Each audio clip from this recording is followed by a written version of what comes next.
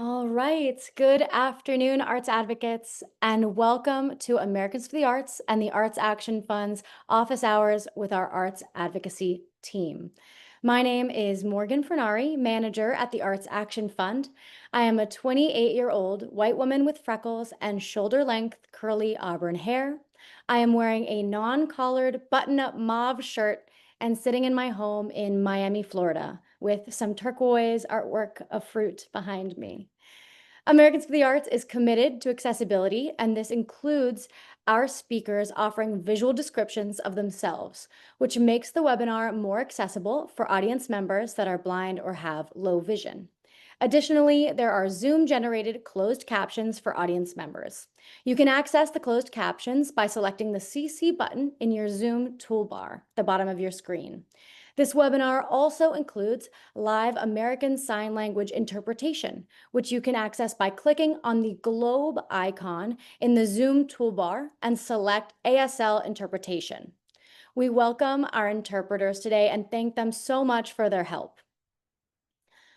So we want you to ask your questions today. You have access to the Q&A feature, which is also located in the Zoom toolbar at the bottom of your screen. That way, you can ask our speakers questions throughout the webinar. We will do our best to answer all questions either by responding through the Q&A feature or aloud during the allotted Q&A segment of the webinar. This webinar will be recorded and will be available for you to watch and share in the next couple of days. You will also be able to find additional resources on our office hours landing page, and that link is going to be shared in the chat right now. In the event that we don't answer all of your questions today, please reach out to Americans for the Arts Public Policy Manager, Olivia Tarpley, so we can keep in touch. Well, today's panel is a special one. It will be led by Nina Ozlu Tunceli, Executive Director of the Arts Action Fund and Chief Counsel of Government Affairs at Americans for the Arts. Nina will be joined by Andy Finch, Director of Policy with the Association of Art Museum Directors, and Phoebe Stein, President of the Federation of State Humanities Councils.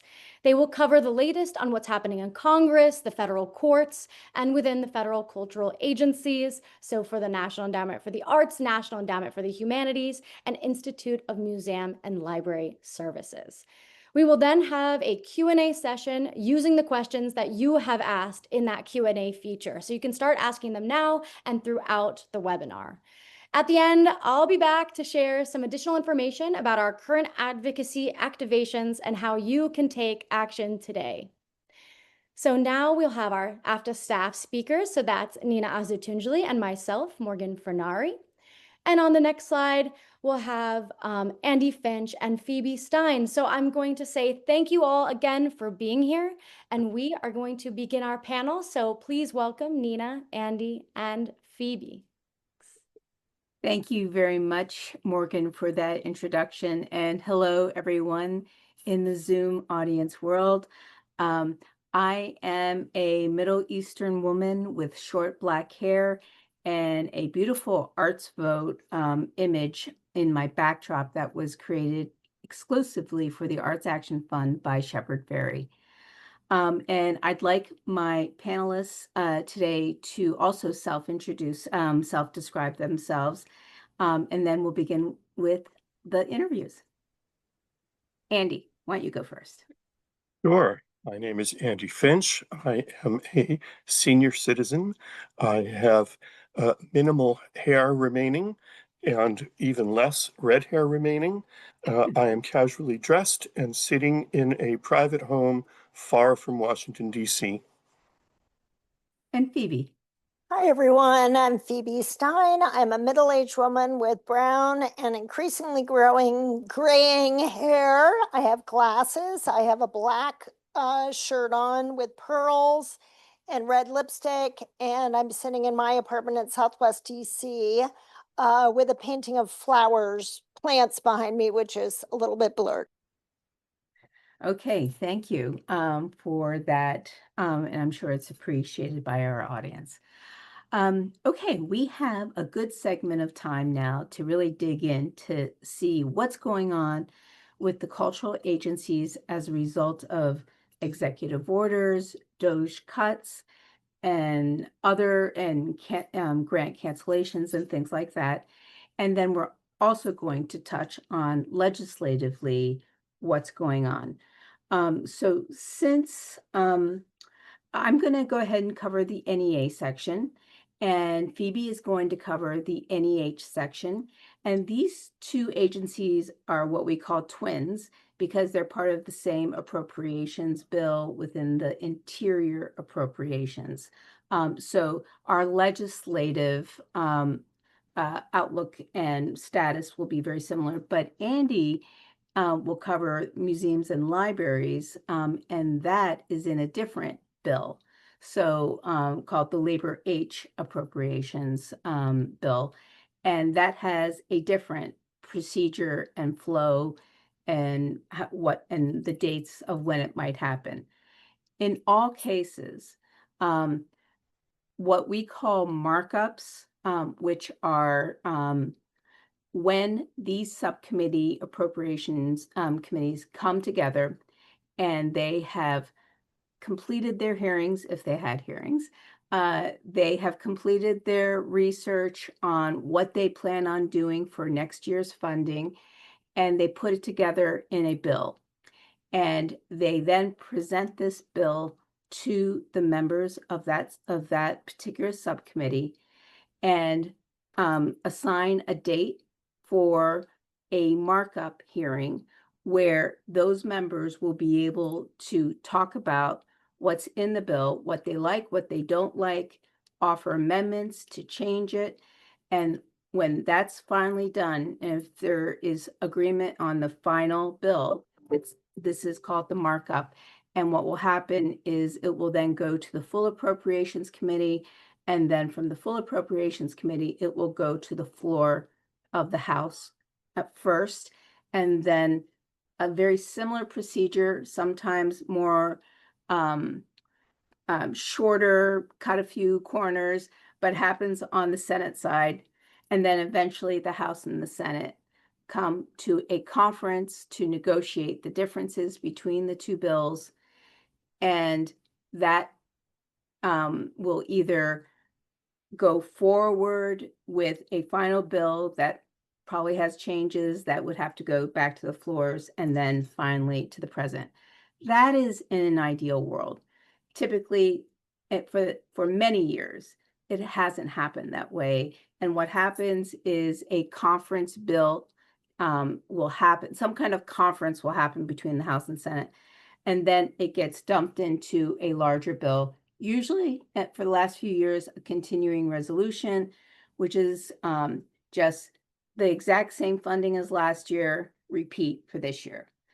And other times it goes into what's called an omnibus bill, which is here are the new numbers that we've decided on for the various programs within the federal government, put them all in one giant appropriations bill, or sometimes called a mini appropriation omnibus bills, and then take care of it that way.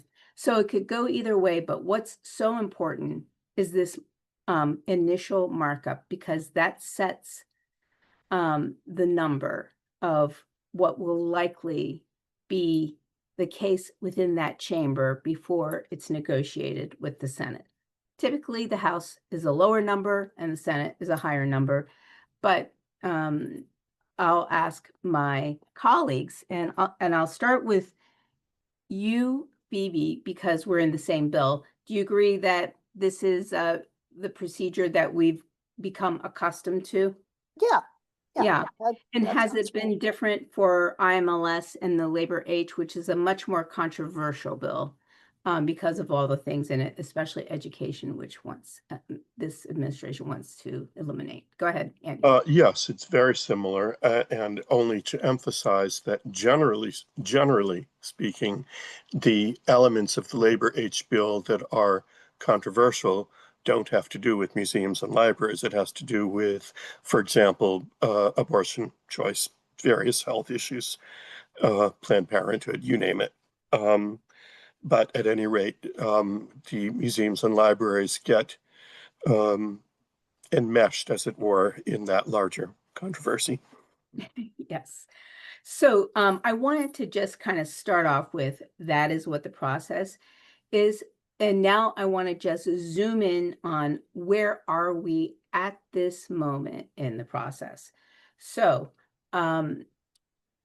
let's first start with the House Interior Appropriations Bill. Remember, this involves both the NEA and the NEH.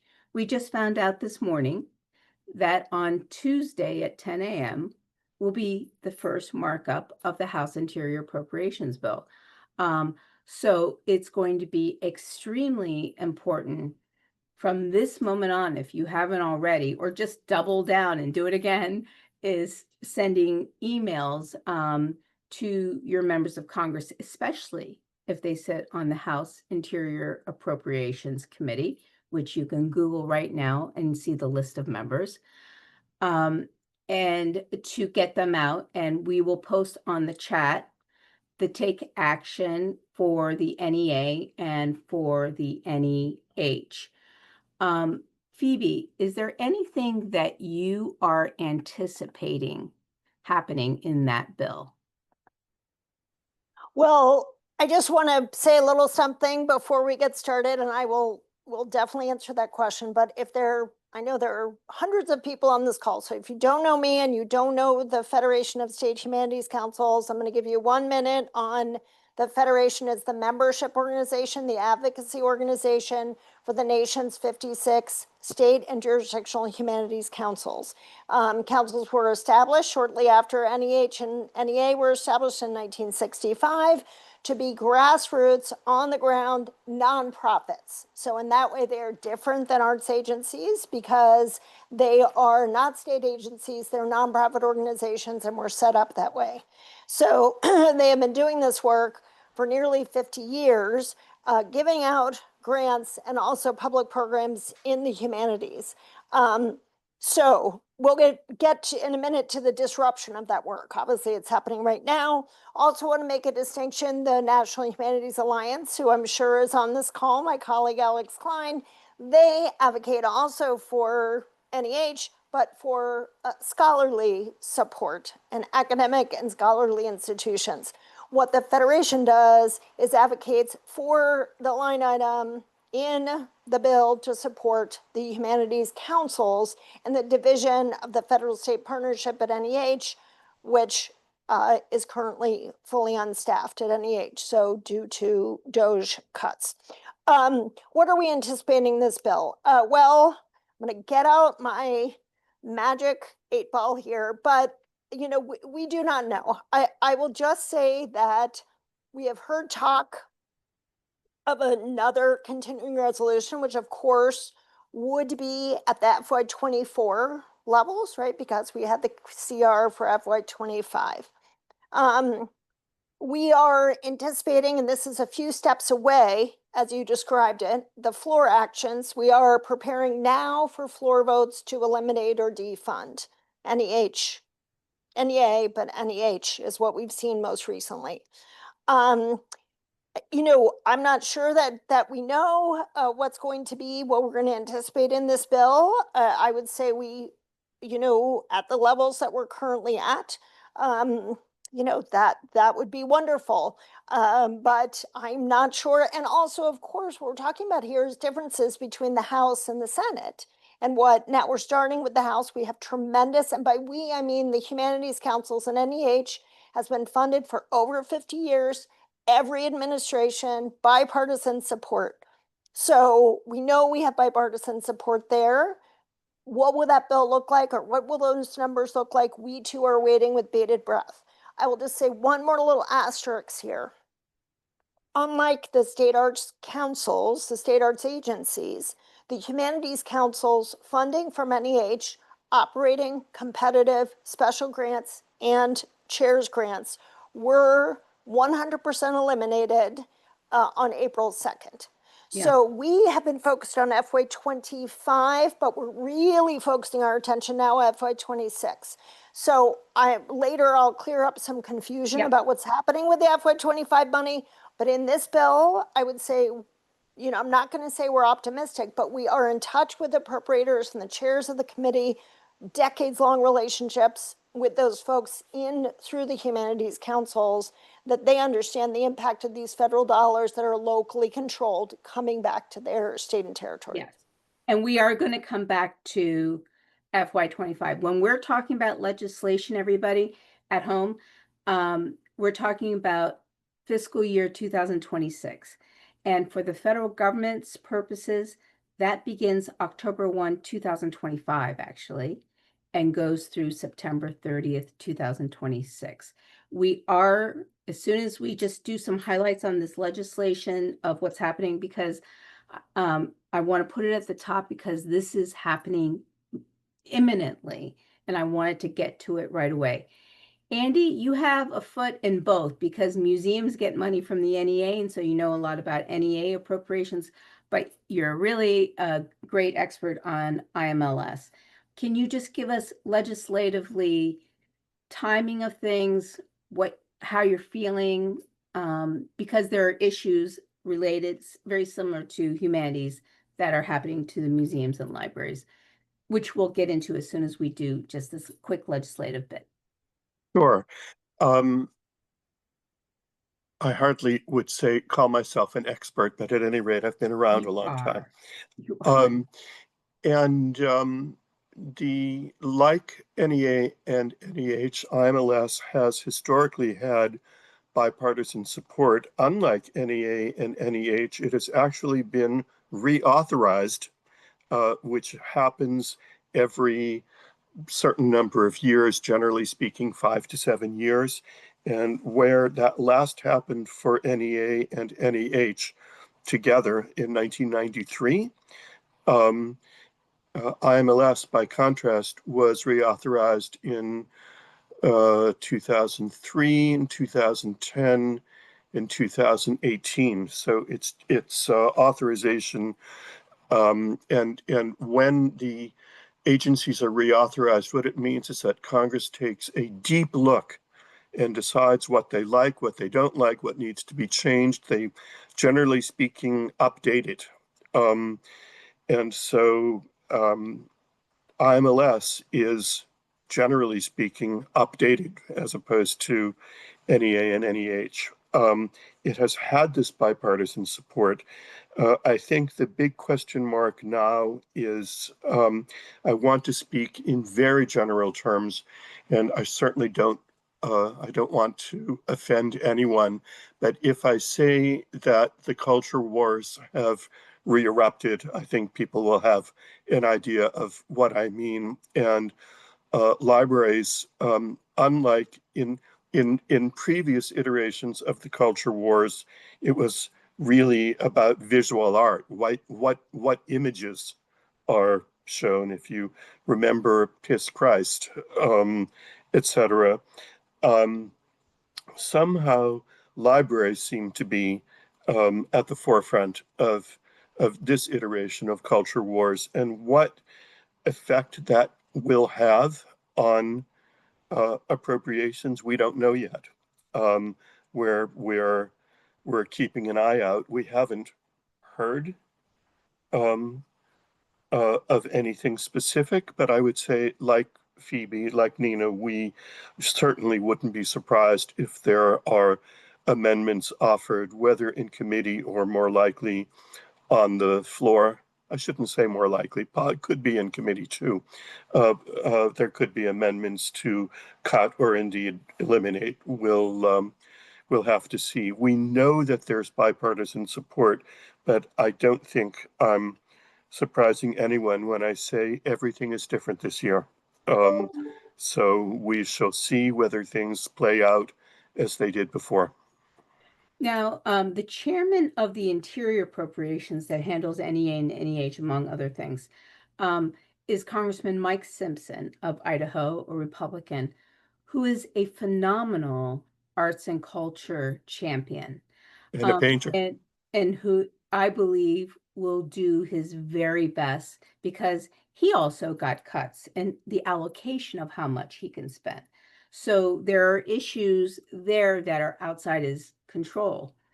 But I have great faith that he will do his best. in your case, Andy, for IMLS, it's Congressman Robert Adderholt. Can you Mhm. give us a little background on, from Alabama, Republican of Alabama, can you give us a little background on what you have experienced with his support He, or not? he has historically said and done the right thing. Yes. So this is very good, whether there are powers beyond us Can that, I make a point? yes. Appropriators like to spend. That is true. They want to get the money out of their pockets and spend it. Um, okay, so that is a nice segue to what we're talking about is like actions needed imminently by grassroots constituents in the field, arts, humanities, libraries, imminently. And what's being posted is the action for humanities, the action for museums, and action for arts.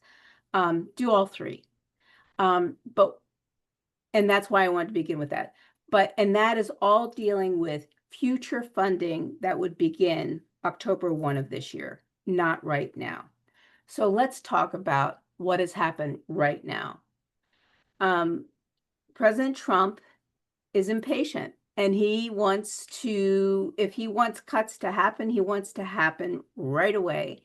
And that came in the form of executive orders, DOJ endorsed cuts. And as a result of those cuts, when an executive order comes out, this is important for everyone to know, when an executive order comes out, it's not what I would say law or like a statute, an enacted statute, but it is something that the federal agencies, the executive branch, has to follow. It is law for them. So what happens is every time one of these executive orders come out, they are analyzed by each federal agency to see what they need to do different as a result of the President of the United States telling them this is what he wants. So in this case, going back to you, Andy, there was an executive order that combined a few other agencies where the president wanted it completely dismantled for IMLS as soon as possible. Can you just give us a real quick update on what happened as a result of that and some good things that judicial help has helped prevent from happening? Sure. So the executive order was in March, and grants were immediately terminated. That is, in other words, ongoing open grants from 2023 and 2024 were terminated. As far as we can tell, all or nearly all grants were terminated without deliberation on the part of the agency. It just boom, everything went. DOJ swooped in and all the staff was placed on leave. An acting director was put in place. He may be an acting director because, as opposed to a permanent director, because he's actually not qualified under the statute to be the director because there are statutory requirements. I'm not saying that he's an unqualified person by any means. I'm simply saying that he doesn't fit the statute. So the staff was put on leave, and then a day later, the HR and legal staff was brought back.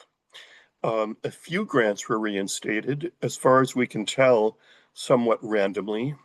And then what happened was two lawsuits came about. The first, I'm not speaking first in terms of time, was 21 states sued in federal district court. They brought it in the district court of federal district court in Rhode Island.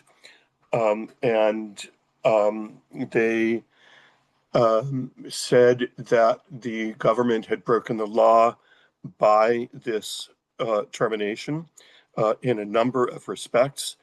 The federal government claimed in response that the case doesn't even belong in federal district court. It belongs in claims court.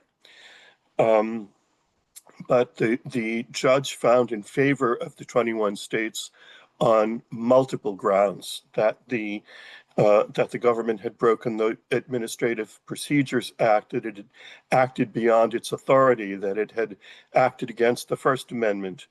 They also said that the case doesn't belong in claims court, that district court was the right place to be. And as a result of that, or as part of that decision, the judge then reinstated grants in the 21 states that brought suit. Let me be clear, by the way, there was not a nationwide injunction, something you're hearing a lot about in the news these days. Rather, it was the 21 states that brought suit. If you were a museum grantee or library grantee in those 21 states, you got your grant back. If you're in the other 29 states, you did not. The judge also ordered the staff brought back because he said the agency could not do its work without staff, reasonably enough. In another suit, the American Library Association brought a case in the federal district court in DC. And they got a temporary restraining order requiring that there be no further grant terminations and no further staff layoffs. But a month or so after that, that temporary restraining order expired.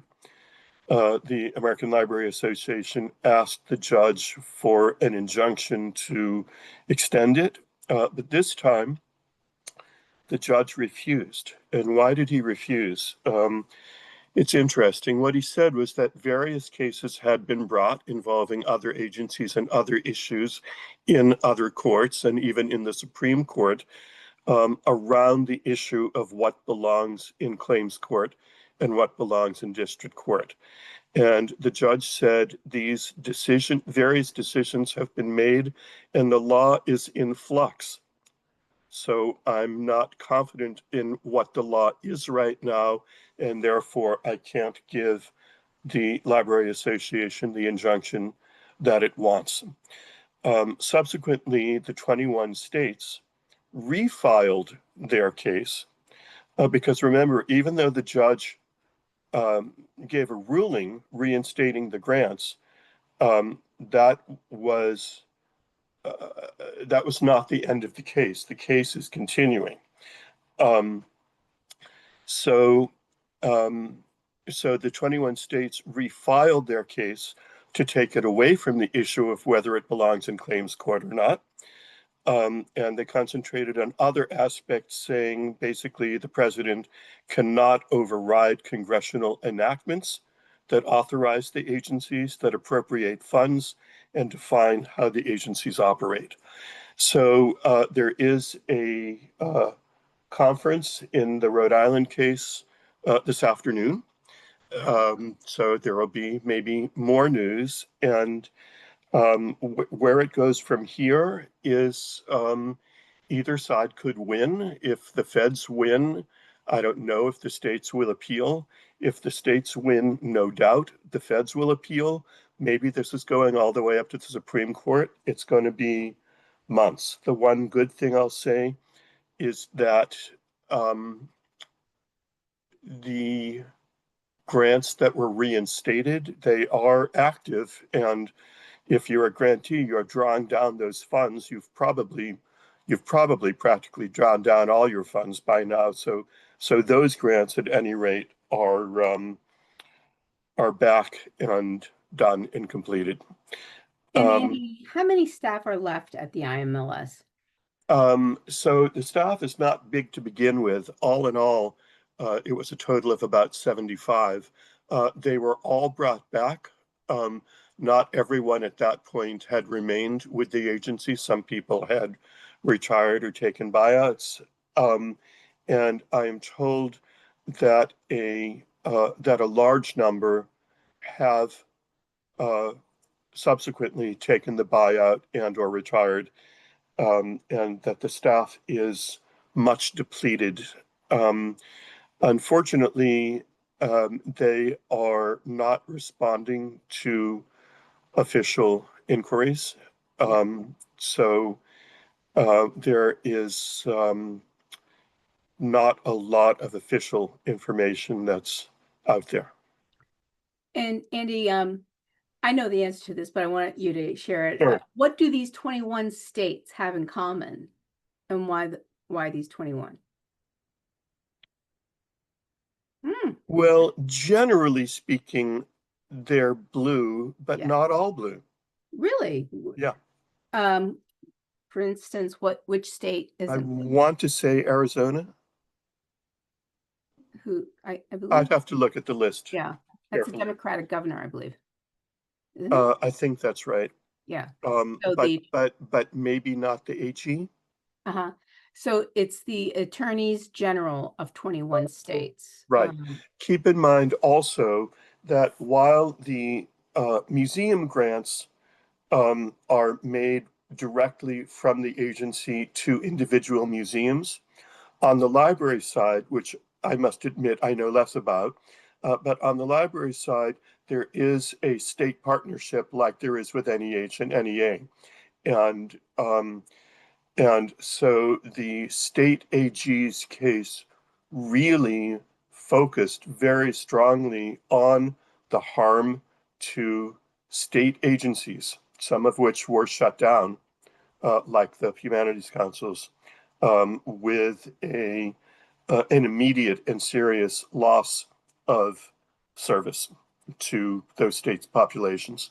Yeah, but did the 21 state one also, though, allow the state grants for library associations in those 21 states? Did that money flow through to them? Oh, yes. Yes. Okay. Yeah. Great. Okay. Thank you for that. And we're going to go to Phoebe. And you might want to check the Q&A, Andy, to see if there are Sure. any questions while we talk to Phoebe for a few Sure. minutes. Yep. And I'm seeing some questions about, are there NEH lawsuits? And I can talk about that. So just a reminder that April 2nd in the middle of the night, all those grants to state humanities councils were canceled, including the operating support. Can you tell us by whom? Like, just go back a little bit more to say what the NEH chair was let go and others let go, replaced by others.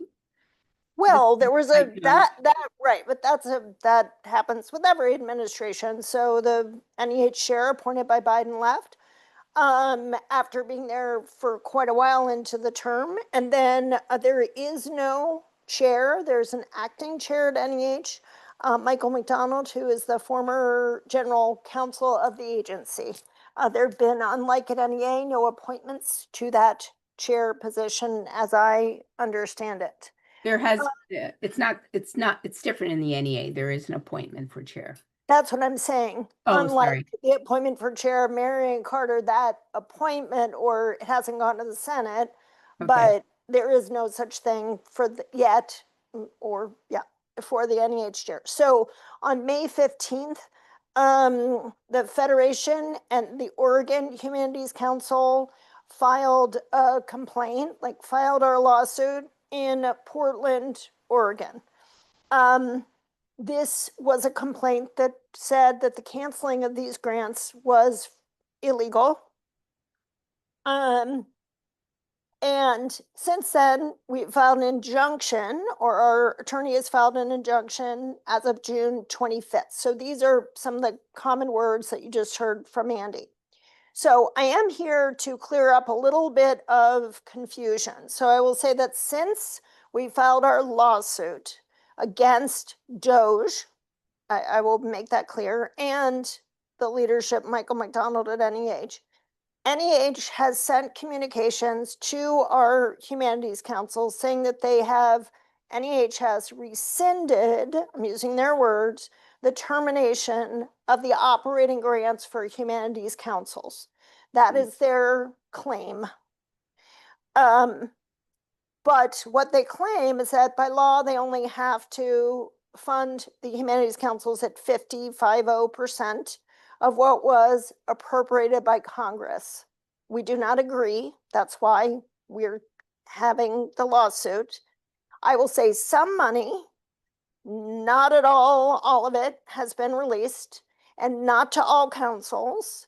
And it's a small portion of what was appropriated by Congress. Some councils have received no money at all. For a period of time, drawdowns were rejected. And the communications from NEH have been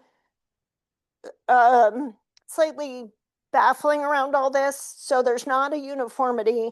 And I just want to say this doesn't weaken our case. I can't say anything about the lawsuit, but I will just say that this action does not weaken our claims. To the question of who works at NEH, there are 60 people who work there currently, the list I got in July. I believe that's a 70% reduction. Someone can correct me on that. And the day we filed our injunction, NEH posted on a government website a job opening for the director of the Office of the Federal State Partnership. There is currently no one formally assigned to work in the Office of the Federal State Partnership.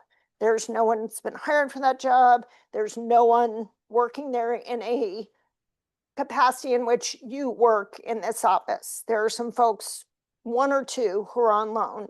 So I just want to say that I've seen communications that say both NEH has rescinded the termination of operating grants for state councils, well, humanities councils, well, kind of, but not really. And they've said nothing to see here. The office is staffed and up and running. Not really, in my opinion. Well, in point of fact, excuse me, it's not an opinion, it's point of fact.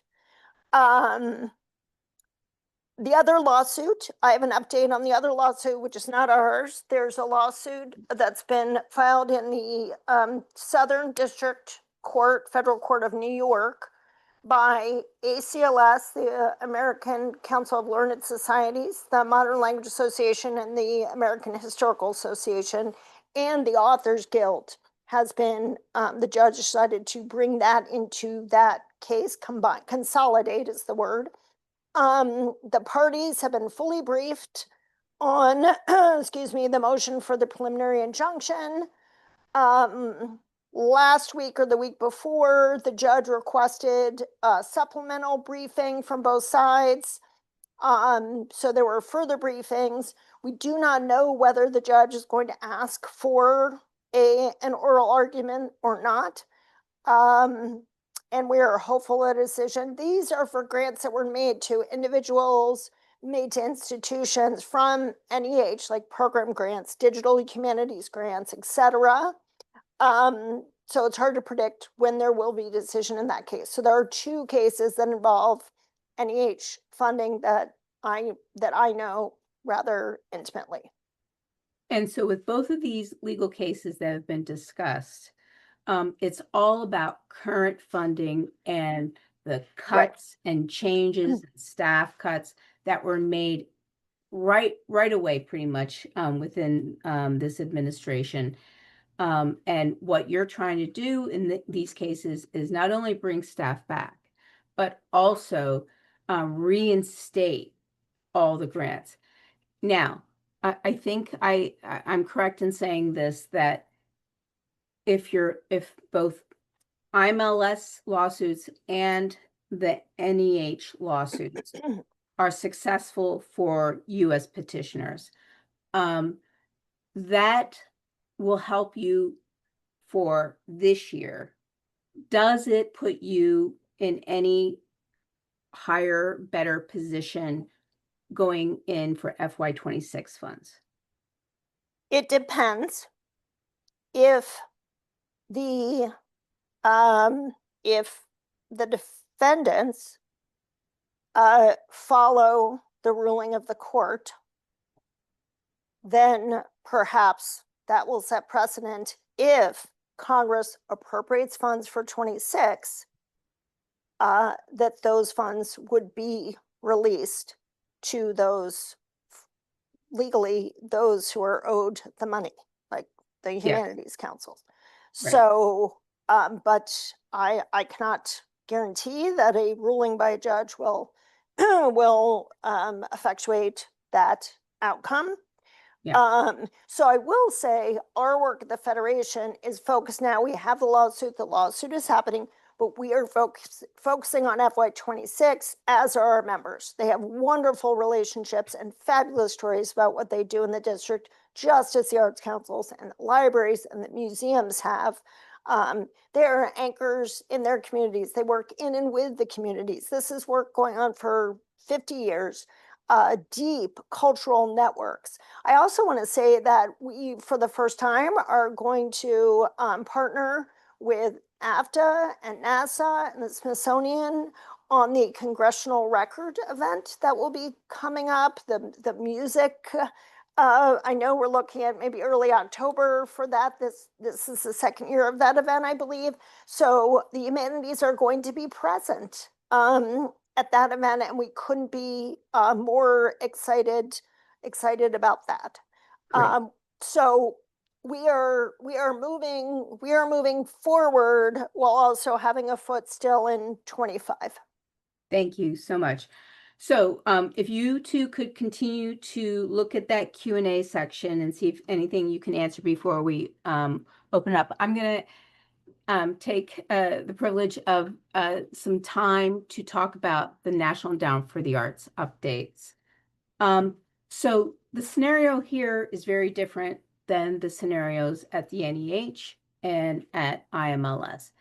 In this case, the day after inauguration, the former Trump-appointed NEA chair of the NEA, Marianne Carter, was politically appointed immediately as the political advisor, senior political advisor at the NEA, and is still operating under that title.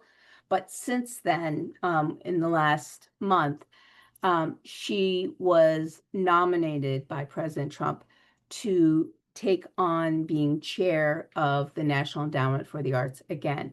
And in terms of what that means, she has submitted all of the extensive paperwork that's required, and submitted it to the Senate because the Senate Authorizing Committee, which is called the Senate Help Committee. It is not an appropriations committee. It's an authorizing committee for health, education, labor, and pensions, but the arts are in there too. In any case, there will likely not be a hearing on this, and instead, staff and Senate interviews with her, sometimes only in writing, sometimes in person. And if all seems to go well and highly controversial Senate appointees have, presidential appointees have been cleared. So I think this will go through, and it could happen anytime between now and I would say no later than the end of September. So this, it more formalizes and creates a little bit more stable permanency at the NEA. Of course, she had to follow through on these executive orders that were happening and how to still fund the arts in light of all of these restrictions and focuses that the president was looking for. Example, America 250. Another example of a restriction, no DEI specific projects in any federal agency, not just the cultural agencies. So DOJ also had what appears to be a lighter touch at the NEA because she had already been incorporating the president's focus areas, and I think that seemed to allay them. There have been, though, some staff cuts as a result of the DOJ. What we know is that they are currently at about 125 staff, but that is going to change. and it's probably going to go down to somewhere between 70 and 75. And the reason why it's currently 125 is because there are several who took what are called Deferred Resignation Program, DRP. And so they are still on the books as an employee of the agency and will probably end by September 30th. The other thing is that there are some that also took early retirement, but many of you who worked with specific directors of the various different divisions of the NEA of discipline-specific areas, music, dance, things like that, they are hired under a different kind of a program. And as a result, it would not have been smart to take the risk of staying on because they could be what they call RIFT, reduction in force.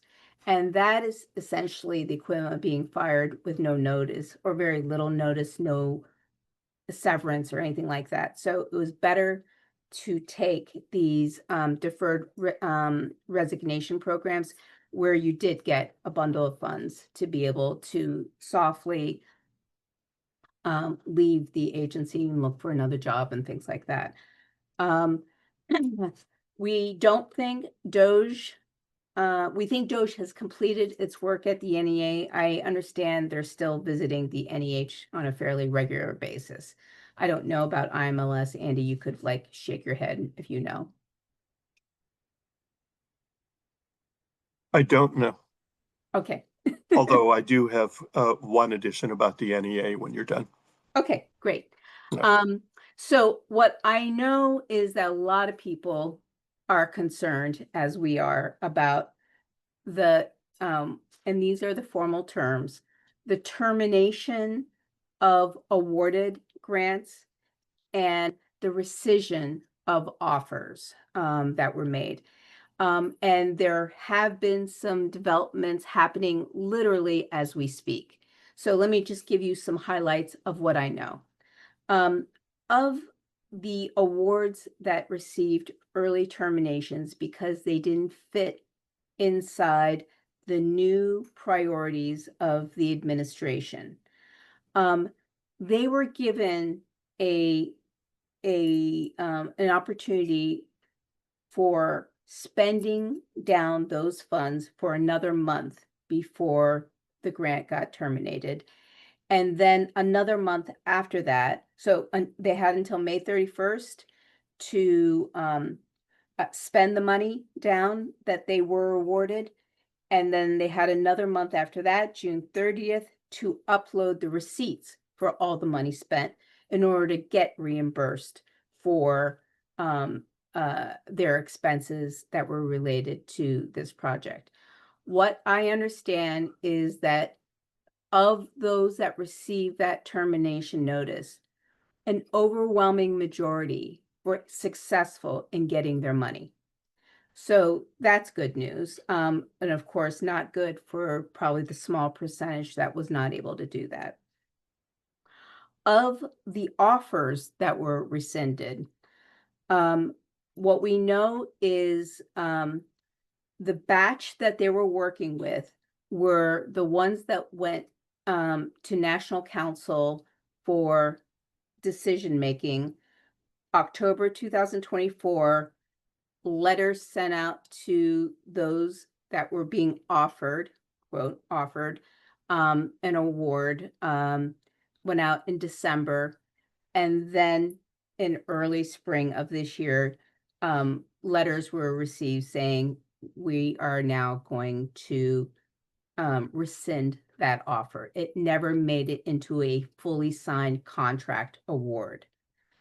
There are about 800 that were rescinded of that group because we know the list. It was about 1,600. It was published of awards that were made at the last awards under the Biden administration. About 800 of those were rescinded. 800 were left hanging with no news of what, one direction or the other. What I have found out is that letters they have completed the appeal. So I'm going to go back to the awards.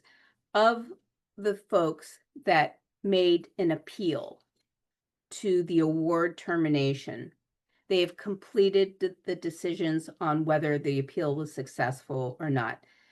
Many of those appeal requests were organizations that actually were successful in fully getting their money. So there weren't many left of decision making, but those decisions have been made.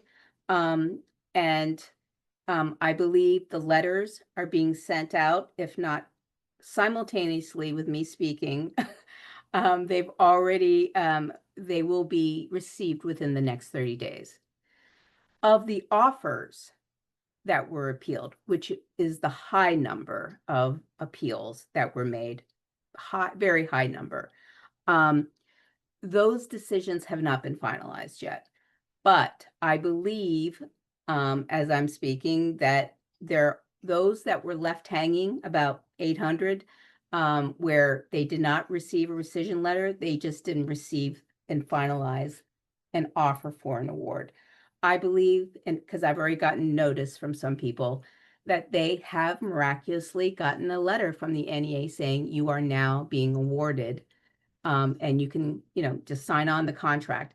For those who fall into this category, please spend your money as soon as possible, upload the receipts so you are not subject to any kind of last moment clawback or anything like that. That's what my recommendation is. Congratulations to those people. For those that did have the rescission, the appeal process has not been finalized. They have not fully finished the decision making on that. But as I understand it, it might be completed by the end of this month. Morgan, I see you've joined us, which means you want to ask questions from the audience. So I'm going to pause there. And I know Andy wants to. Andy, is your comment very quick before we go to audience questions? I'll do one quick one, which is just to say that we and other museum associations advised folks who had their grants terminated, their 24 or 23 grants terminated. We advised them to appeal, which Yes. they are legally allowed to do. Yes. And as far as we can tell, no appeals have been processed. And the new update that I'm giving is that they've made decisions on the appeals for terminated awards, but maybe the letters haven't gone out on which For one. IMLS? Oh, I'm sorry. I was talking, Yeah, when sorry. you were talking Yeah. about museums, I thought you meant the Yeah. museum program at the NEA. No. No. Okay. Yeah. Sorry. Thanks. Yeah. I'll have another little footnote. I'm driving you Yeah. crazy, Morgan. But there was no stated appeal process at all. And actually, it was explicitly said there is no process by which to, the word they used was a little different, but to basically respond to these cancellations. Which is illegal. That's why for NEH, you have a great case to make for the courts because of that lack of procedure. The other thing that I can tell you that is of interest, there is not a lawsuit against the NEA except for the original one related to gender identity. And there is an update there. And Sydney, I'd like you to post the updates on the NEA's website of assurance of compliance FAQs, and also post the priorities, because I want to mention that as well. But maybe it'll get handled with what Morgan's going to ask us. Go ahead. That was going to be the first thing I asked. There are a lot of questions about priorities and compliance. And, if my grant was rescinded back in May, is it even worth it to try to apply again for the following year? All these different things. So if you could talk to that, and then anything like anti-DEI, that executive order, and the compliance on that as well. I got some great insight recently from the NEA on this that I think might be helpful. So how it was described to me finally made sense. It's not fair. Listen, we're 100% in support of the DEI work. They just phrased it in a way of how they can support things. So keep that in mind. What I was told is when an everyone, there's an eligibility issue. You have to be a nonprofit and things like that. But once you get past that kind of eligibility, they do not. The juries are instructed to not judge the applicant. They are instructed to judge the application. And the example that was given to me is so let's say it's an all-female Black chorus. Are they eligible to get an NEA grant if they restrict who can be part of their chorus? They need to be a female and they need to be African American. And the answer is they are eligible. And it's all about what the project proposal is. If the project proposal is to have an audience of only African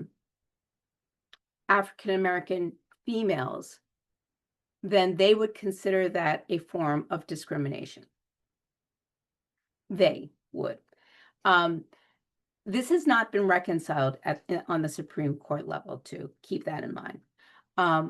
This is their interpretation of civil rights laws in the Constitution. It has not been adjudicated at the Supreme Court, but this is the way they are processing things. If your audience is open to the general public,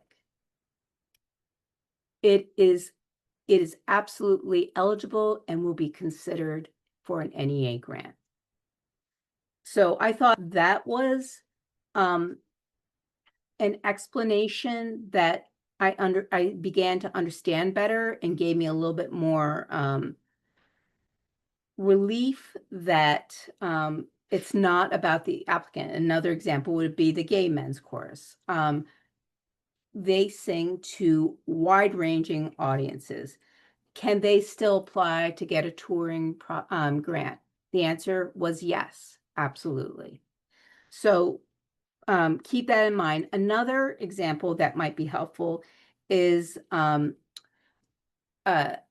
this, what I just explained about application is explained a little bit in the FAQ that was posted, the Assurance of Compliance Certification FAQs. In terms of the priorities, you still need to stick with these priorities and don't go off these. Don't bother to apply if you're not connecting your application project with one of the NEA priorities, but also statutory requirements. Like in their priorities, I don't think that they specifically mention, like, for instance, I'm going to say arts education. Arts education is a statutory requirement of the NEA to support. That is why you can still apply for those, and the ones that are what are called, the president's priorities. They have to do both statutory and presidential priorities. One other area that I want to address on applying is research area.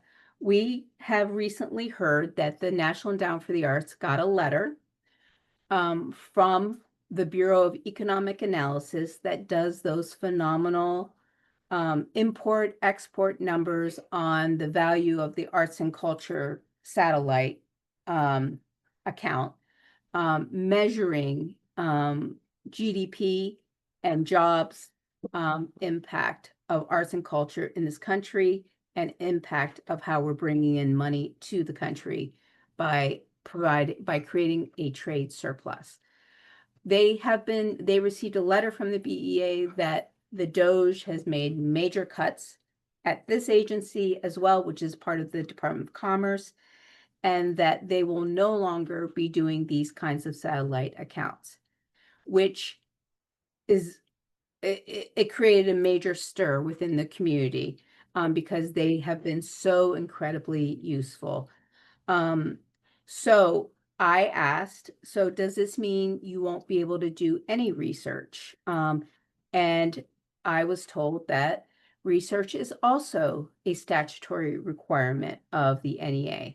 So it might also apply to the NEH. And so they will absolutely be investing in research projects. Examples would be on the economics of the arts, therapeutic aspect, mental health, creative forces, working with veterans and active military facing problems related to their term of service and incorporating the arts.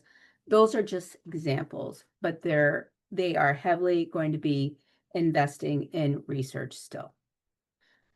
Okay, does anyone else have anything that they want to answer related to that question that Morgan raised from the audience? I'm Okay. gonna put in the divisions, I should have put this before, that remain at NEH. So I'll just list that in a moment in the chat. They had opened up last year data and evaluation a couple of years ago, 3 years ago. Office that we were very excited about and the Federation, very excited about working with closely, particularly because at NEA, that's such a robust and wonderful part of the work and part of NEA. That office has been eliminated. Okay, great. Thank you all for those answers. I know that Andy is going to have an answer to this. So the question that says, what is the risk that any organization accepting NEA money at this point may face scrutiny under the FCA? Andy, go ahead. Sure. And let me make clear, I am not a lawyer. So, Nina, if Start you want with to telling jump us in. what FCA is. Yes, to begin with. So FCA is the False Claims Act.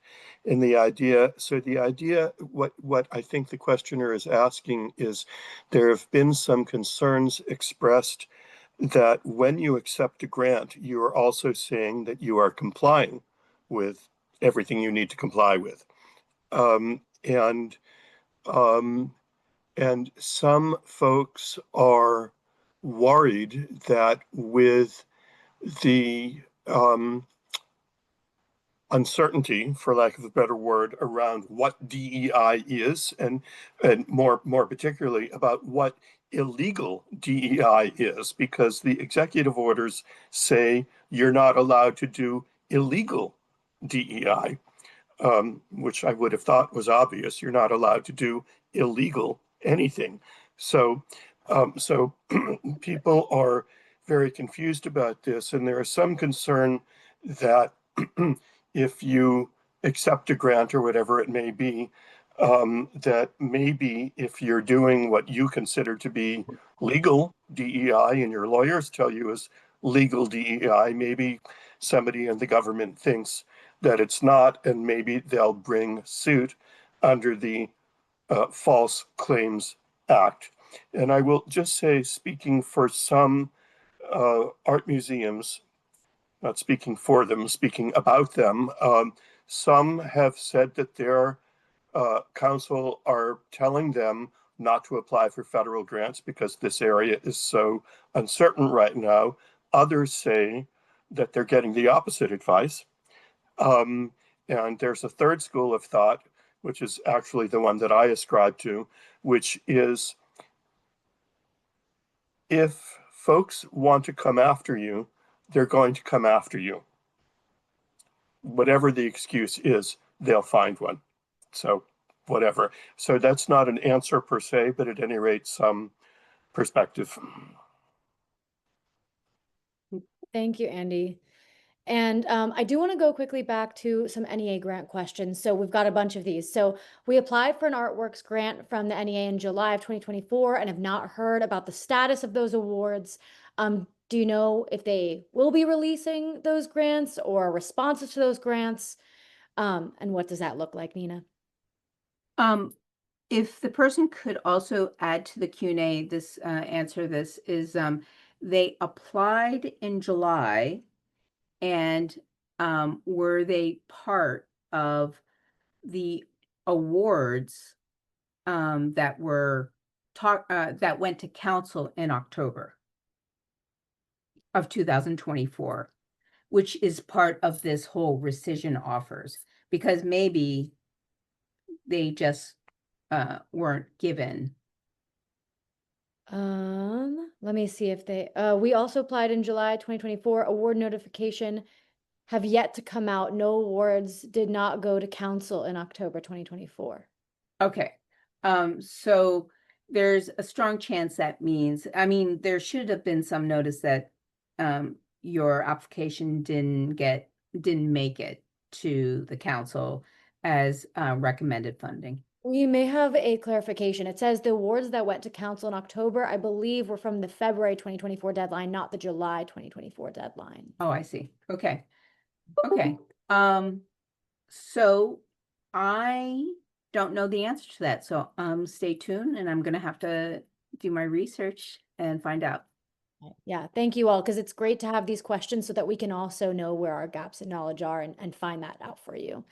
Some more questions around legislation happening now. So what is the status of FY 2025 grants for IMLS and NEH? I know you all sort of answered that, but is there? I think that was fully answered. Okay, good. So then what I wanted to get at, I'm sorry, was the granting that's the appropriations process that's happening now. So the difference between what's happening in the big beautiful bill versus FY26 appropriations. Can you talk to that, Nina? That's what I meant. So yes, and I am going to invite Andy because I'm just going to explain the difference between the two, but Andy has some highlights to give about the big beautiful bill.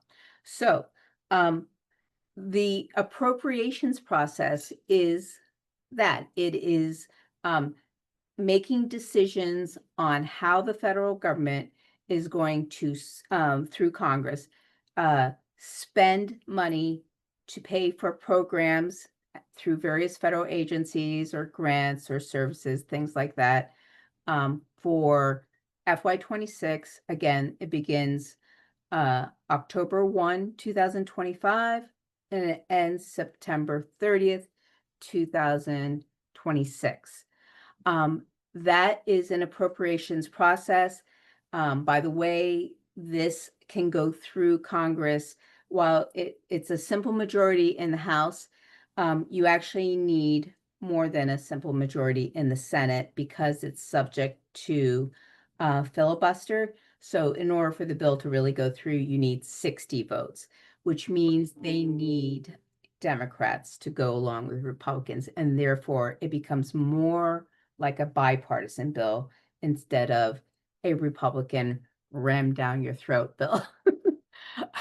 So, and in terms of the big beautiful bill, that is not an appropriations bill, even though there was some weird allotments of funding for various things and major cuts to other things. And Andy, why don't you just do a little bit of a better explanation of what's in there and then go straight into the areas that would impact nonprofits? Well, generally, there's it's 940 pages, so there's lots and lots and lots that's in there. Much of it has to do with tax. A lot has to do with Medicaid. There are other provisions too. The items of greatest interest to the arts have to do with the nonprofit, with the provisions affecting charitable giving in particular, and they are as follows. First of all, there is a new charitable deduction for people who don't itemize their taxes. And remember, in order to claim a deduction, you have to itemize. And right now, only fewer than 10% of people itemize. So most people, although when you get a solicitation for a gift, it says your gift is tax deductible, for 90% of people, they don't itemize, so they won't get to deduct. Under the act that just passed and it becomes law, you can, as an individual, deduct up to $1,000 for charitable gifts, as couples up to $2,000, even if you don't itemize. For people who do itemize, there are two provisions of interest, both of which I'm sorry to say are negative. The first is that charitable contributions are only deductible after, in total, they exceed 0.5% of your income. So in other words, if your income is $100,000, 0.5% of that is 500. And so your first $500 of gifts would not be deductible. There is another provision that limits the value of all itemized deductions, not just charitable, for people in the highest bracket. So these are people who make more than $650,000 a year.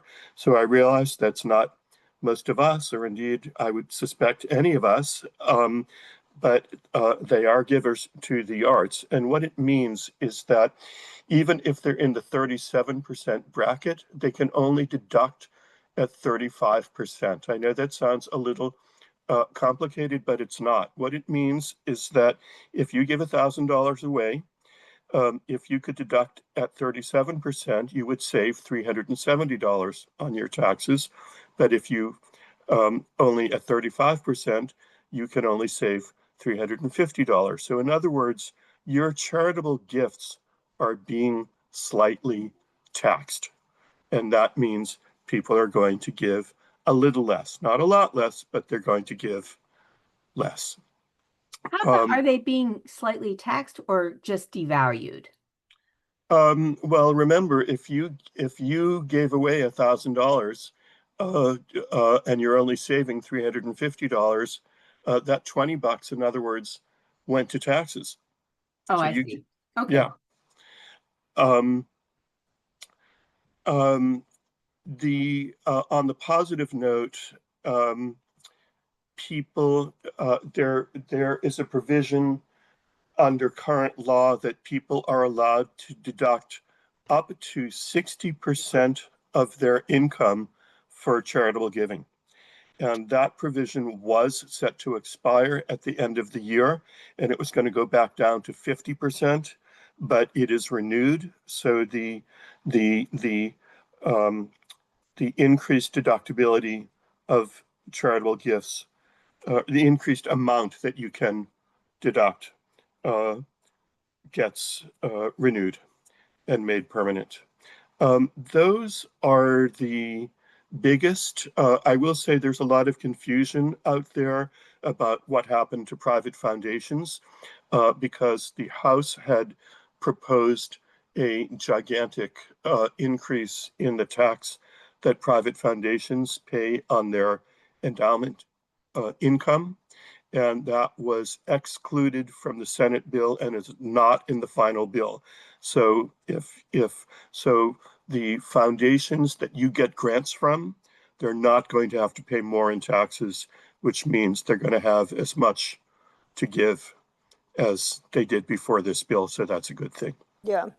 I would say the two bits of humanities news, I mean, there are also arts. Us too, yeah. A quarter of my Yeah. members are at universities. Yeah. So the other piece of the bill was this interesting to us, $40 million to NEH for the garden. I've been hearing it's called the Garden of Heroes now, not Yeah. Garden of American heroes. Well, no, Garden. I've actually heard it called just Heroes without the American part now, Okay. but I don't know. Okay. And then more than 300 million to the Kennedy Center for, I believe, I think it's 256 million. oh, okay. So 256 million. 0.657. To the Kennedy Center, as I understood it, for repairs and upgrades and those kind of things, Yeah. like building. So that money, just to be clear, this is not an FY26 appropriation, right? This is cash right now that goes to NEH. Just an interesting way that we saw to fund things in this bill. And I'll just add a couple things because I think it's important to talk about this Garden of Heroes thing. One, there is very little, I mean, putting these pots of money in a reconciliation bill is not common. So these are essentially special requests probably from the president to do it. The president is now the chairman of the Kennedy Center. And when he made his visit to the Kennedy Center, he just talked about how run down he thought it looked.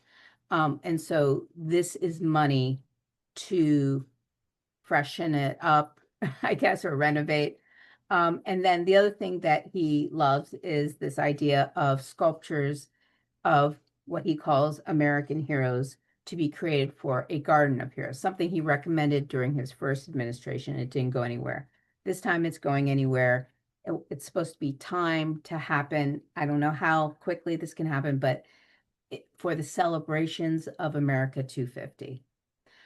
So some things to know about the Garden of Heroes, as I understand it, is out of their current pot of money, the NEA was asked to put us to transfer $17 million to the So was NEH. NEH, yeah. And right. the NEH was supposed to put a pot of money of 17 million. So, and I think it's 17.5 million to equal 35 million. And now through the big, beautiful bill, they have an additional 40 million. That brings it up to 75 million, probably still not enough. And as I also understand it, the reason why it went to the NEH and not the NEA to do these statues is that in the NEA statute, not on the NEH side, but on the NEA statute side, they are prohibited from commissioning art. So that's why it's being done at the NEH. But footnote, at NEH, they're prohibited from funding art. So I can't tell you the number of memos that I got from NEH over the last 25 years saying councils cannot fund art. So these are pointed facts. I'm just saying facts. I'm That's also good to know. curious, do you know if there have been artists applying? Yes, I do. Okay, okay. The NEH ran a Yes. competitive grant that closed on July 1st. And as I understand it, let me just see if I have my numbers here. I think close to 200 applications came in. And this is to create statues where they get, I think it's on average, not an exact flat rate, but on average, $200,000 per statue. And it's a combination of military heroes, presidential heroes, artist heroes, and probably other kinds of heroes too. Popular culture, you might. Not all popular. There's historic. No, of course. I'm saying yes. in addition to the historical, Yes. there's Yes. popular culture. And so the thing that is Athletes. top secret is, where will that Garden of Heroes be? And even insiders don't know the place yet, but maybe those that are in the president's head do. So I don't know. I thought they had talked about South Dakota. That's what I understood. Oh, proposals have been, South Dakota made proposals to put them in the foothills of where the Mount Rushmore. Mount Rushmore is. There have also been proposals to put them in the Smoky Mountains. There have also been proposals to put them in DC. So we'll see. Go ahead, Morgan. Okay, we are going quite over, which is great because it's a lot of information, but I want to make sure that we keep it going. So I don't know if you want this to be the last question, we can keep going, but so Nina, we need your crystal ball. What do you think about NEA reauthorization, and will that potentially impact the NEH as well? For Phoebe, if you want to chime in on that. Well, I'm going to answer them in reverse order. Any reauthorization of the NEA would definitely impact the NEH, because we start off by saying they are twin agencies. They were created together.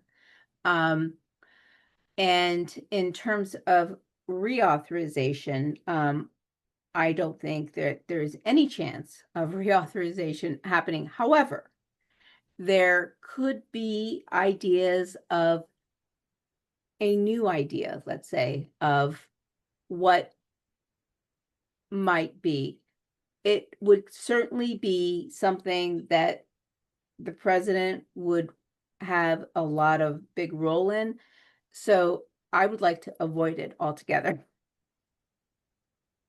That makes sense. And just as an FYI to those in the audience, when Congress appropriates an annual appropriations, it inherently also authorizes the agencies within that for another year. And that's how the NEA and NEH have been moving along all these years, because they have not been reauthorized for probably 25 or more years.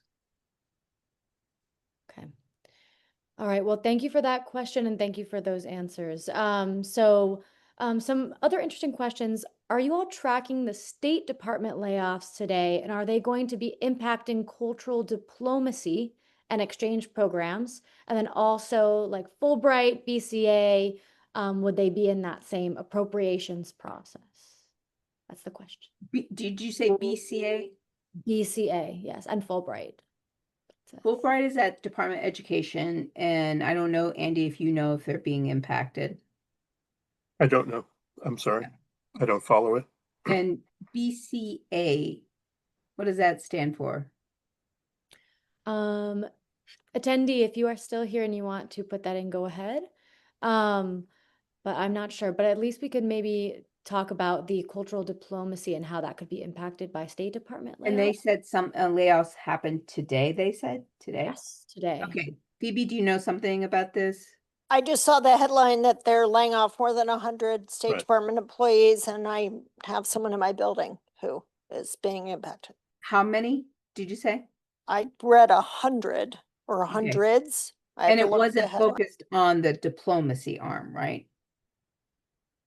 Just State Department. I haven't looked. Yeah. I but can tell saw you that State- Elon Musk and the Secretary of the State, Marco Rubio, had a real showdown, and they hate each other because of requiring these cuts. And essentially, Rubio said, I'll make these decisions on my own. And one is too many, but 100 in the scale of the number of employees at the State Department is minuscule. So it really depends on what department has been focused on. Andy, do you have some information? So am I on? You are on. Okay. I didn't read the story, but I think it was a much larger number than that. Okay. People are putting in the chat 1,350. Excuse Yeah, me, yeah. 1,300. Right, 1,300 fired today by email. Yeah. right. So we got to do the analysis. We don't know where they targeted. So we have to find out. Yeah. And the attendee did say what BCA stands for. They said Bureau of Cultural Affairs. Oh, the Bureau of Right. Cultural Affairs. Yeah. There is a political appointee there who is very close to someone within the Oval Office. So there might be some protection there. Yes. Okay. If there are any more questions in the chat, there are more questions if you want to individually answer them. Catherine O'Brien did pop this in. It says, I hope you all are aware of the New Hampshire State Council on the Arts and their funding. Yeah. So it's like a 90% cut, and it's devastating for the state of New Hampshire. And they are probably now negotiating with the NEA to see what happens with their state formula money, which they've already received for July of this year through June of next year. It would be something beyond that, but every state is required to make a match to their funds. This question actually does follow along with that. Julie Richards said, do you have any sense of what is going to happen with the state partnership grants for FY26? We've been told they are safe, but are contracts being awarded to the states? Yes, the NEA had at the end of June sent out all the money for states and regionals to use for the whole next year, and their years are mid-years, not the federal government's fiscal year. So they are at least good as long as they can make the match. They are at least good for the next 12 months. And they will probably begin doing that sub-granting of those NEA funds that ran through their state to give out. And as I understand it, there was even a little bump for 250th. So Oh, okay. I understood from talking to some of the arts, hearing about the arts agencies when they got their money. Because humanities councils are not state agencies, there's no such match, but many more are more heavily dependent on federal funds for a variety of reasons than arts councils. So we know each has its own, unique situation and struggles, but yeah. Okay. Okay. And by the way, hello, Julie. I know Julie. Nice. Okay, well, I think we're going to close out the Q&A session for now, but if you, all three of you individually want to take a look at unanswered questions, we only have 20 unanswered questions left and 42 answered. So that's a really good amount. And a lot of those open questions are more statements or links, and helping other people out, which is great. So if you guys could take a moment and do that. And thank you so much for this extremely informative panel. We're so happy to have you all here. And I think we can transition just to the final advocacy steps here. So I want to start this advocacy conversation by letting you know what AFTA and the Arts Action Fund are currently doing. So first of all, I wanted to talk about our July legislative fly-ins. So this month, we're hosting 2 back-to-back legislative fly-ins, bringing advocates from across the country directly to key decision makers in both the House and the Senate. And for these fly-ins, we created high-level resources and briefs for our advocates that you can also use back at home. So this isn't just for our program, but it's being widely shared. They can be used as both educational tools and advocacy tools for you to read, share, and strategize with. Something that our communications team created is the Protect the NEA Advocacy Toolkit. So this is a ready-to-use toolkit which includes talking points, sample letters, messaging templates, and social media graphics. We encourage you to review the materials and use what works best for you and for your community's needs, right? We know not everywhere is the same, and we just wanted to make as much for you that then you can take home and use that best suits you. And then finally, of course, we're always mobilizing our advocates nationwide. So through our breaking news timeline and our action alerts, we activate a national network of 400,000 plus arts advocates when key decisions are happening in Congress. So we make it really easy for you to respond quickly and effectively at the perfect time when all that specific amount of pressure is needed on your members of Congress. So on this slide, you'll be able to see, there will be a link that'll be sent in the chat. You can access our Arts Action Center, and there we have a call to action to protect the NEA, where you have the option of either sending an email or calling in. Recently, we've been hearing that there are so many emails going out, so that extra call might actually help a little bit more. I think it counts for a little bit more when they're making their tallies. But both have customized messages that you can use and add to. So you can add parts of your story. You can make it customized to what suits your needs and what you think will be the best story for your member of Congress. But then it also has language in it that we've created so that it shares that unified message as well, right? So please go ahead and take action with us, and you can do that really quickly today. The email is really fast, and of course, calling in takes a little more time, but it is definitely worth it, especially with appropriations coming. And then, what can you do as an advocate, right? So first of all, you can download that Protect the NEA toolkit, which I've already discussed. And for this, it's not only about taking this to decision makers, but it's also about educating our communities, right? So I think we sometimes are so focused in our network of arts advocacy that we forget to make sure that we are broadening our scope and bringing in arts advocates that don't only work in the sector, but are arts appreciators as well and care about being in livable communities. So the toolkit gives you this kind of jumping off point to build on your own advocacy plan. Because like I said before, we know not every city, region, state is the same. So it's all about customizing it for yourself. And we've made it as customizable as we can. So then secondly, using those fly-in briefs back at home. So of course, like I said before, they're on our website and you can use those for your elected officials and key members in your community, because we know it's not only about, representatives or government officials, but there are other key decision makers in communities on other levels that could make a difference as well.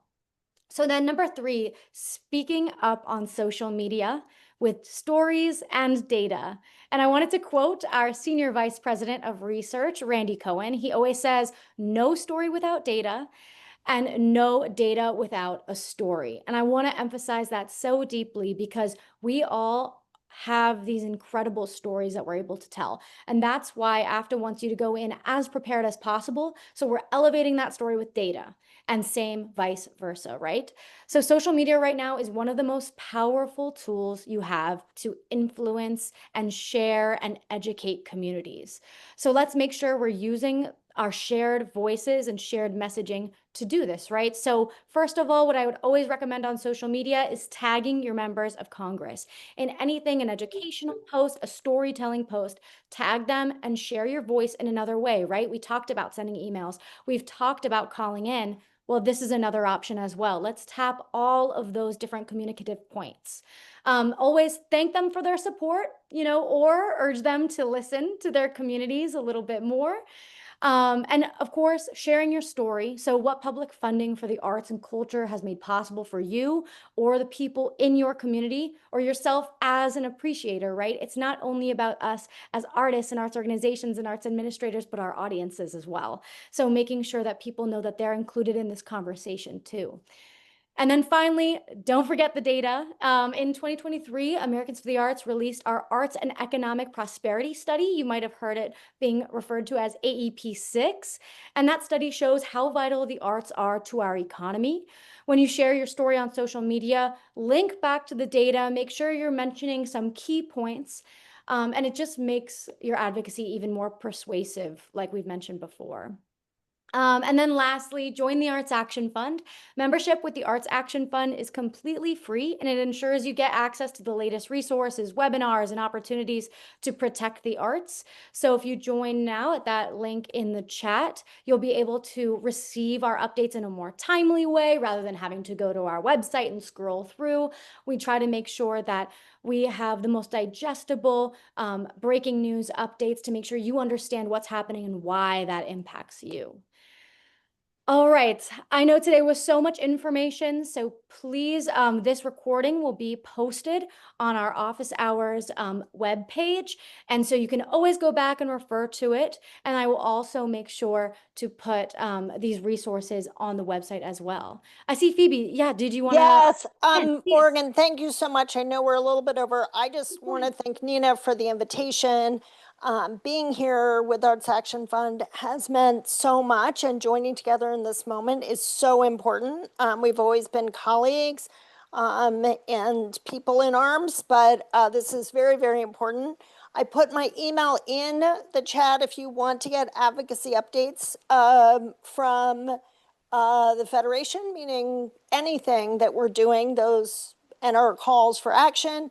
Also, we are going to activate something called Humanities at Home over the August recess. So we're going to ask our councils to contact their legislators when they're at home, visit with them, invite them to programs.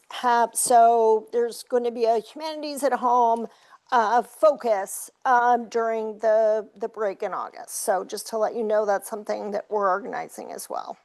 Amazing. Thank you so much. And Phoebe, if you send me all those links, I will put them on our website as well so that people have really easy access to them. But yeah, thank you all so much. This has been a great session and have a great day. Keep fighting out there. All right. Good afternoon, arts advocates.